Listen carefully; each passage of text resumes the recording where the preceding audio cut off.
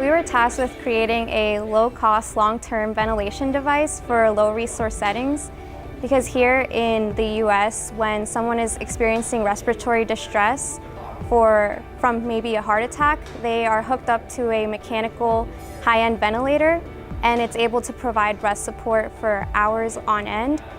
However, these ventilators are really expensive, from anywhere from $5,000 to $20,000 per ventilator, and in settings such as Thailand or Malawi, they don't have these technologies available. What they do have is a bag valve mask, which someone has to manually compress for as long as the patient needs ventilation. So this is really tiring and it's not sustainable at all, as the provider is not able to provide steady or accurate ventilation.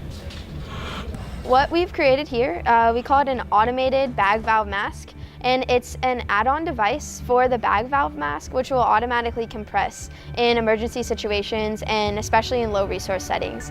So basically the way it works is we have a rack and pinion system in here, and a motor will translate the rotational motion into the linear compression of the bag. And we have various settings for the different patients. So we have an infant, child, and adult setting, and we have a slow, medium, and fast setting, which corresponds to a certain number of breaths per minute. So you simply use this user interface to determine what type of patient you have. So if we say we want a child on a medium setting, then we can push this button and we can compress. And we have this tubing which would go either into a bag or into a mask, which you'd place over a patient's face, or into an intubation tube like this, which would go into the patient's throat. And then as you can see here, the chest is rising and falling with each compression stroke.